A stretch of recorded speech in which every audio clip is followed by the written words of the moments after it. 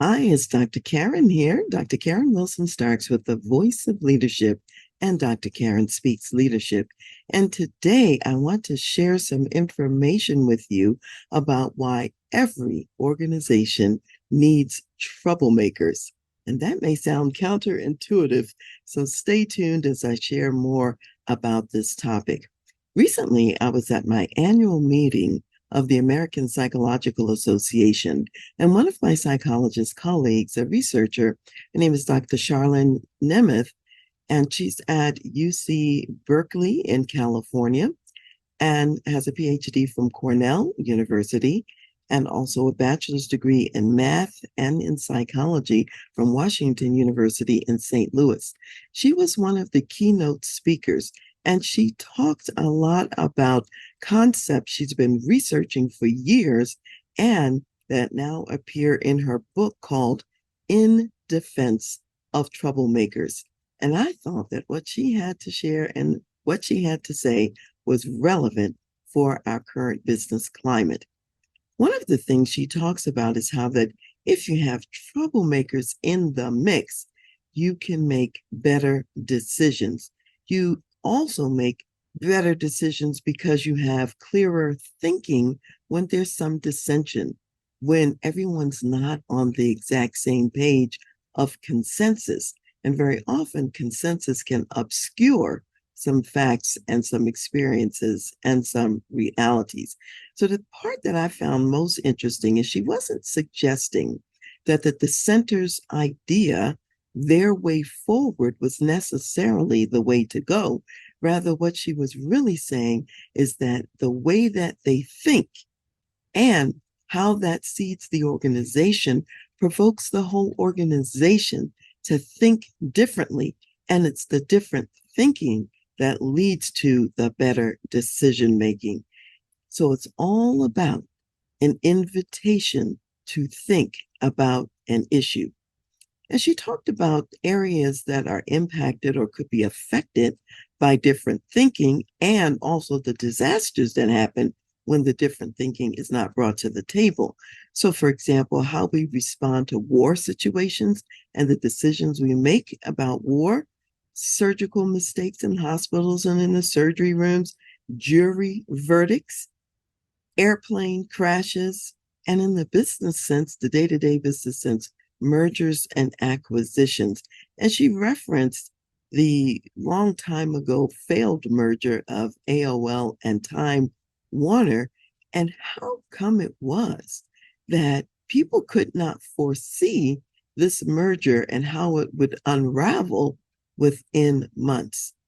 So she talked again about the importance of this divergent this thinking that has dissent in it and dissension in it. So, what I want to summarize first is maybe a conceptualization of consensus thinking, what happens over on that side, and then a little bit about divergent thinking and what we see there. On the consensus side, the mind of people who are participating in the exercise is stimulated to think and to take the consensus perspective or the consensus viewpoint. That is, in many respects, the objective of the consensus. And it corroborates the judgment that's already in the room, that's already on the table. In essence, that consensus process participates in closing or narrowing the mind. And one of the things that Dr. Nemeth referred to is how closely akin this process is to brainwashing and the brainwashing approaches of many organizations, countries, belief systems, and also cults. Basically, on that side of the fence, you're asking people to follow blindly, even if what's being said is untrue. Now, on the opposite side of the fence, when we think about divergent thinking, in this case, we want to read all sides of an issue, not just the one side we believe in, the one side that we think is right when we're on the divergent mindset. We really want to make a critical assessment to have the ability to remain independent as we take a look at options and possibilities. and to generate new ideas and new solutions, to generate more ideas and more solutions. And in many cases, it takes more time to see more. And yet she outlines the advantages of the benefit of the dissent process over strictly just a consensus point of view. And one of the things that I might personally add and say, it's not so much that consensus is a bad thing from my perspective. I think that organizations may jump to it too quickly, and there may be many other phases and steps that they have to go through, which shows the dissenting views and explores the issue from all angles before they even consider consensus. However, sometimes you can go for consensus first without exploring the landscape. I think that's when organizations really get into trouble. She talked about an exercise where you can have a string of letters in front of you, jumbled up all kinds of ways. The letters, as you see them, don't necessarily make a word. If you're trained to think from left to right, you may see combinations of those letters to create new words from a left to right perspective. Other people might be trained to think about it from right to left. And as they go from right to left, they're going to see even some words that those who were looking left to right didn't see. So, what Dr. Nemeth would say is that we want to train our minds to look in multiple directions simultaneously. So, you're not just combining from the left to right or from the right to left. You're looking at all of those letters and thinking about the unique ways they can be combined and mixed up, no matter whether you're coming from left to right, pulling things out of the middle, or whatever. So it is multi-directional in that sense. This reminds me of a practice that my father had for many, many years. He would get the newspaper every day and he would go to what was called the jumble in the newspaper, and it would be all of these letters, and sometimes it'd be grouped in different strings because it might create a phrase. And you had to figure out what was the phrase that these letters created, and sometimes it was a word that went with a theme where they give you a hint. And it wasn't really an easy exercise to do. And he did it every day as a way of stimulating his mind and thinking differently. And sometimes, if I happened to be home and if he got stuck on one of them, he would ask me to look at it. And that was good because you're bringing in fresh eyes, a new perspective. And sometimes I could see what he couldn't see. And together we would solve the puzzle or the jumble or the riddle for the day. So all of these things train our minds to think in different ways and to look from multiple angles so that we come up with better answers and better solutions. Psychologists have a number of pictures that you probably have seen in your introductory psychology classes if you've taken them. And these pictures, when you see them, some people will look at this one picture and what they'll see is a young woman in profile. Others will look at the same picture and they'll see an old woman, and generally the face is a little bit more forward facing. Now, you can train your mind so that you can see the young woman and you can also see the older woman. And it's kind of fun to do, to have your eyes bounce back and forth between both images. And yet in the world, there are people who can only see one or the other. They see only the young woman or they see only the old woman, or some people fleetingly will be able to see the one that they couldn't see at first, but they can't get back to it. So the more we're exercising our brains and minds and training our brains and minds to see different aspects, the more likely it is that we're also training our minds, I believe, for this dissenting, divergent kind of thinking that Dr. Nemeth talks about. So it's all around us in various different ways.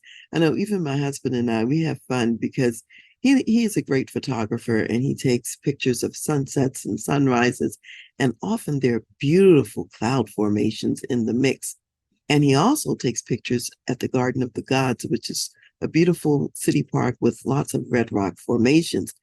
And so when we look at those photographs and look at those pictures in the clouds and the red rocks, and we have a game that we'll play, and I'll say, well, I see this in the clouds.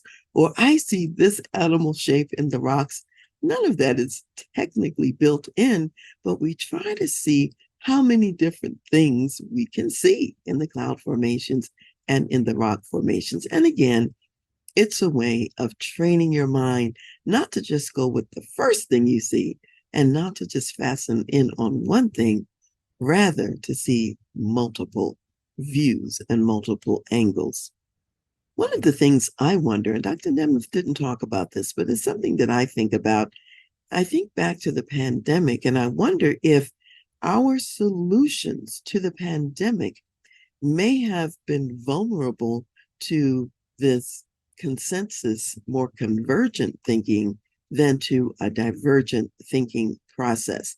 At the very beginning of the pandemic, there were many scientists, award winning scientists, and many physicians with lots of clinical experience working with patients with all different conditions, working with people with different viral infections, and so on and so forth. And at the very beginning of this pandemic period, those scientists and those medical professionals did what they're supposed to do, which is think of alternatives that could solve the issue at hand. So many looked at drugs that were already in existence, and they thought about how could we repurpose these for the purpose of this new virus that's on the loose. And many got excellent results in their communities. They saved so many lives using these alternative pharmaceuticals that were already known to be safe. They'd been in the marketplace for many years, had all kinds of clinical trials and studies, and had been useful in treating other conditions. Now, on the other side of the fence, there was a group of people who are highly dedicated to the notion of this one solution of the mRNA vaccines and so-called vaccines, actually. And so they wanted to do that solution and blocked out other information, including disconfirming information or information to say that maybe their solution wasn't as safe as they said it was or thought it was, or maybe it wasn't even as effective as they thought it would be. And yet those who came up with alternative perspectives were silenced and made to feel as though they didn't know what they were talking about. And so the public gets fed then one side of the picture and not necessarily the divergent points of view. It's my contention that if more of those divergent points of view had been allowed into the dialogue and conversation at the public level, we would have had multiple remedies and solutions to the virus, which is good because you have all different kinds of people and not everyone responds favorably to the one solution. We're all different. And to have options and multiple solutions, we probably would have saved more lives, is what I would hold and what I would contend about that process.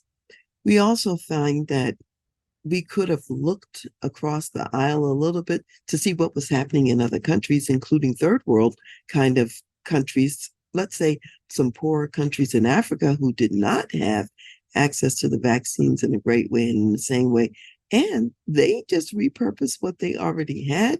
Many went to more preventive strategies and focus on wellness, what we would say the strategies like taking the vitamin D, the zinc, and all of those kinds of things to help the healthy people to stay healthy and those who are ill to get well faster. So again, just looking to see, well, what else are others doing?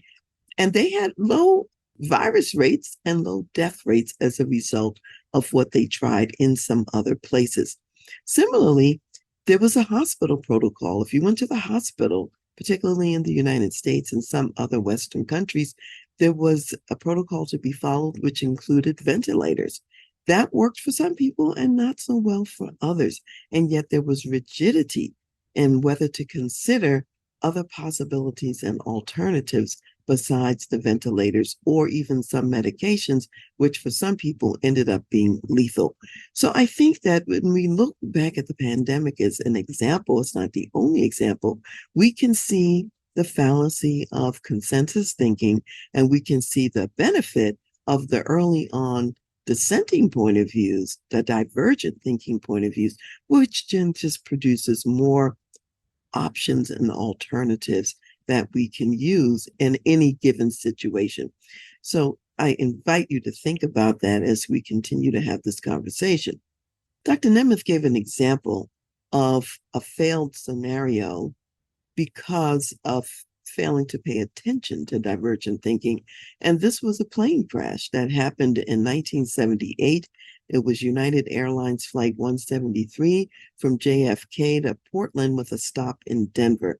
And as they were coming to the place of stopping, something was going on with the landing gear that was problematic. And so they put the plane in a holding pattern and they were circling around the airport and they were trying to figure out what's wrong with the landing gear. And they were very focused, if you will, on this landing gear issue. All the while, there were individuals on the plane, part of the crew, who were also looking at the fuel supply. And we know that you're not going to be able to fly or land effectively without the proper amount of fuel. So when they listened to the recordings after the fact, they found out in one case, one of the crew members had said, "We've got 3 pounds of fuel right now."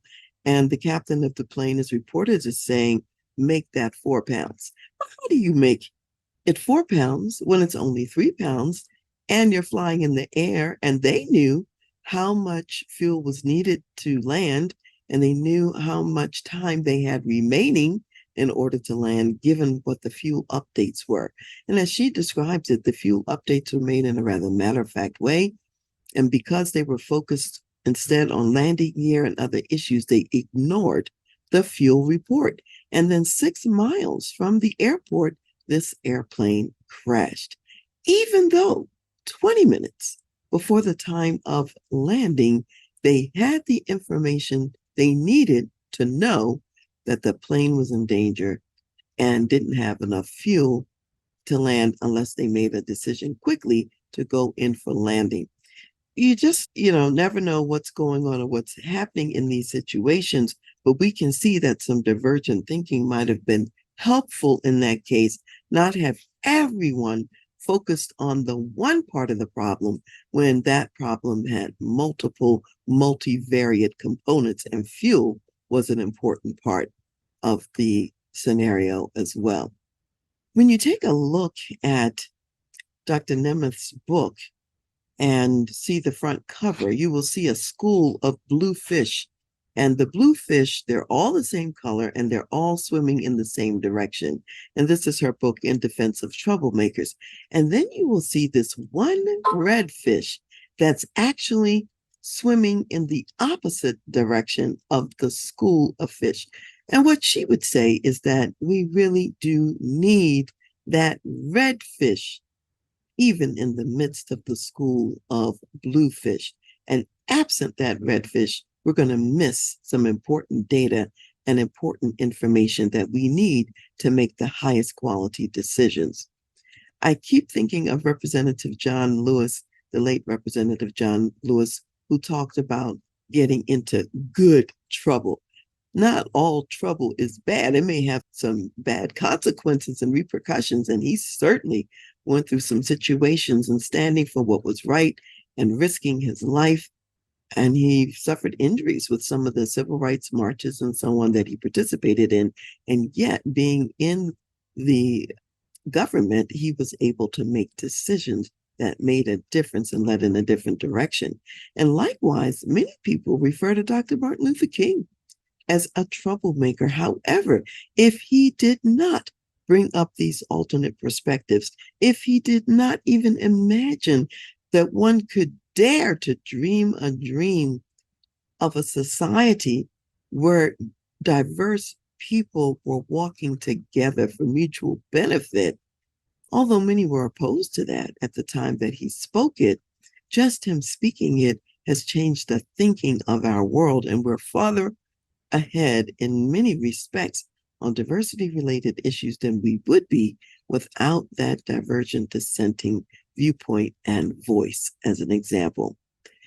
So I asked the question, why is it that we then resist the redfish if the redfish can be so valuable, as Dr. Nemeth would say? So in my view, here's some reasons why we reject the redfish.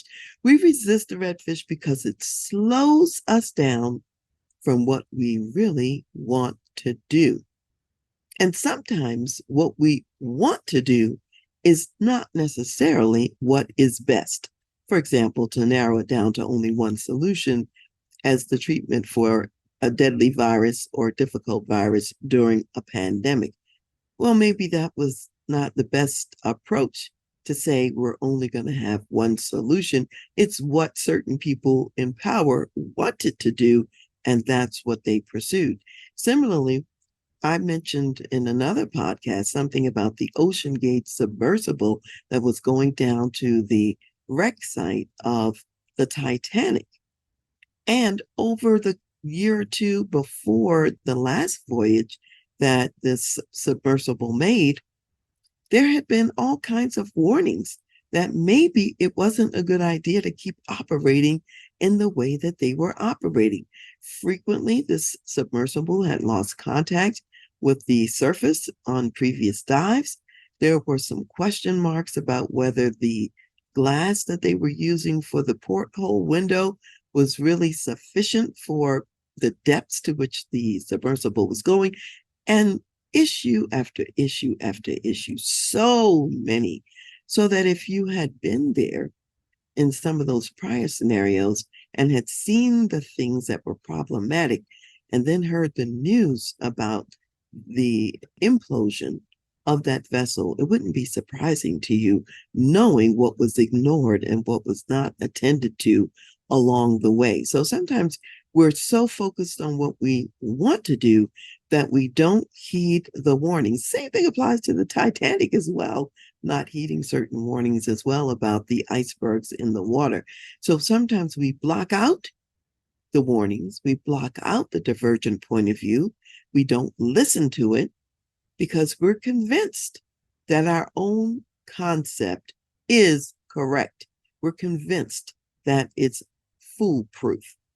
And then so number two, if we're convinced that we're correct and that the dissenting point of view is not relevant and what we're doing is foolproof, then we'll see the redfish as an irritant rather than as a valued part of the ecosystem.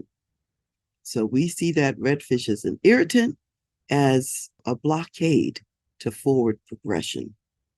So often, number three, when we think that we know something, and we think that no one else can know it any better than we do. And when we're in this mode, especially in these times, we're focused on a lot more of speed to get to where we want to go, rather than thinking about this time period of speed of business and also complexity and how important it may be first to slow down before we can go fast, as we've heard many times before in other situations and scenarios. So yes, there are definitely some leadership implications for failing to think in a more divergent way. And I'd like to quote some things that Dr. Nemeth says. She didn't say these at the conference, but in other settings, she's made these comments, and I think they're relevant. She said things such as, loyalty does not require conformity. It's an important one. Loyalty does not require conformity. In fact, I would say if you're really loyal to your organization, the mission of your organization, and its success, then you might resist some conformity because the divergent side may shed some light on issues that would save the company from disaster. So that's really important. So loyalty doesn't require conformity. She also says if consensus is wrong, then you have an obligation to disagree. So there you are, and you see that the fuel is running out. This plane is destined to crash. You must speak up. You have an obligation to break into the consensus mentality, which is driving the airplane into a crash, and to stop it. Number three, she would say that weak leaders demand deference. Strong leaders welcome dissent, while weak leaders demand deference. What you really want is information, good information, different information, multiple lenses from which to view the situation and scenario that you're in. Dr. Nemeth would say also that we need dissent for the quality of decision making that's necessary and for the creativity of the solutions. She'd also say we need to pursue an unbiased search for information on all sides of an issue and to consider these multiple alternatives.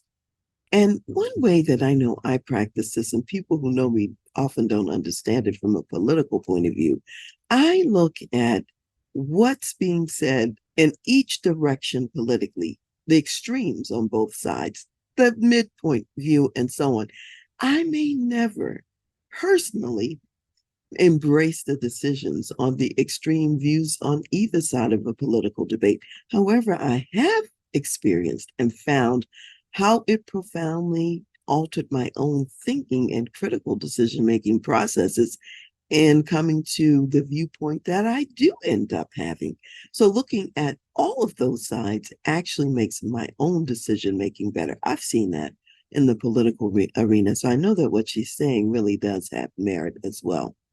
She would also say that authentic dissent is what opens up the mind and stimulates the divergent thinking. And this is more than just a devil's advocate point of view where you're just using that as a practice. These are real people who see real differences and who are able to share them and to talk about what's the benefit one way or the other. She would also say that again, that the troublemaker, if you will, the redfish, improves decision making even when the dissenter is wrong.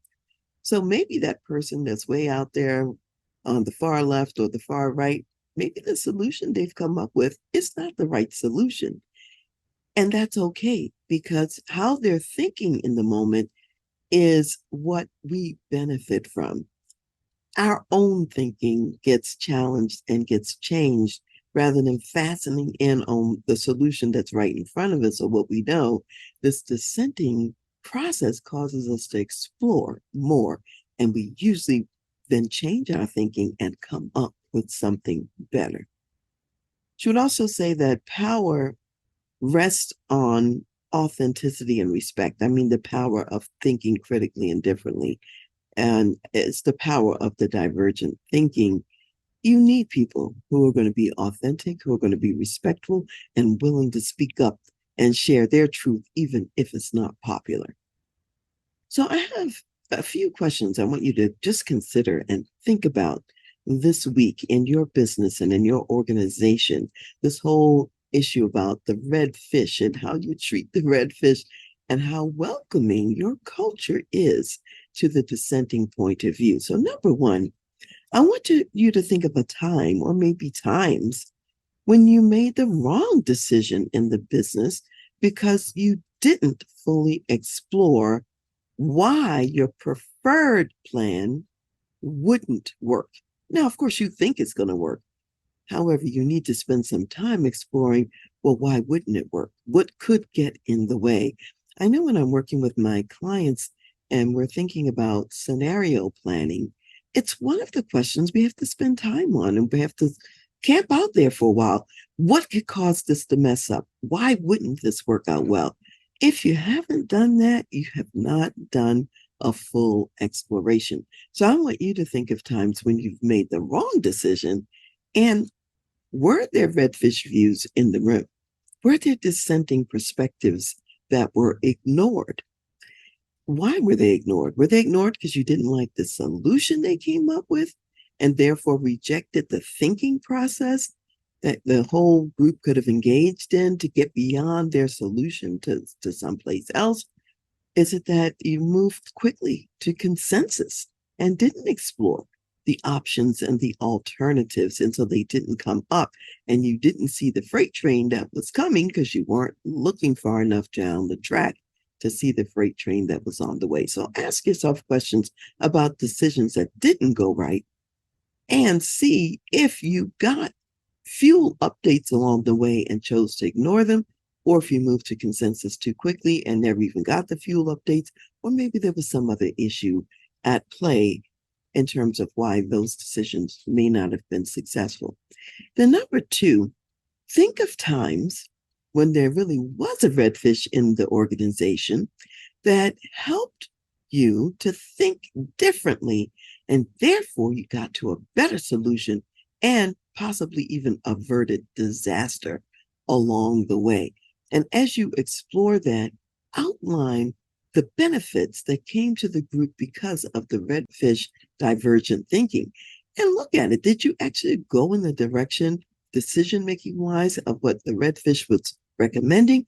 Or did their thinking process heighten your thinking process and you came up with even a better solution than what they were thinking about? It's worth considering and worth the exploration to look back on past scenarios where that redfish pushed you from what you were thinking about into something that was better. And then thirdly, I invite you to ask about what's on your plate now. What decision on the plate now could use some new and some divergent thinking?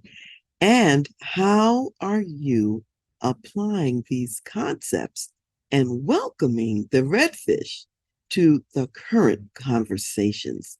And if you've been focused too much on consensus and not enough on divergent thinking and welcoming the redfish, how could you welcome the redfish even now and bring the redfish in for some better decision making in your organization? So as we close the segment today, I want to share a Bible verse with you that comes from Proverbs, the 15th chapter and verse 22. And it says, "Without counsel, plans go awry, but in the multitude of counselors, they are established." So keep that in mind. You need a multitude of counselors for times such as these, when the decisions are complex, the decisions are difficult, and the speed of change is so high.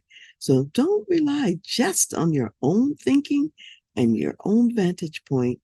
Use the wisdom, the lenses, and the divergent thinking of the redfish all around you, and enjoy your business making better decisions every day. Hi, it's Dr. Karen here. Did you know that you can mine the lessons from your own life and work experiences to inspire your teams and your people? So in my book, Lead Yourself First, the Senior Leader's Guide to Engaging Your People for Greater Performance and Impact, I share snippets of my life experiences from childhood all the way up to adulthood. I also share what I learned from these experiences, how that learning informs how I lead today, and I share some examples of how I facilitate my client success with these same principles. So I invite you also to apply the same methodology to your life with reflection questions at the end of each chapter. So when you lead yourself first, you then have a foundation for leading others. In chapter 2, which is called Run Your Own Race, I share some stories from my days as an active duty Army officer, when my approach to running the 2 miles for the physical training test and also my approach for the 12-mile forced road march had to be different from what other people did. So what I would say is dare to be different. Find your own success formula. Sometimes what works for you is different from what works for others. So remember to run your own race, and remember to get your own copy of Lead Yourself First, and you'll find resources for how to run your own race.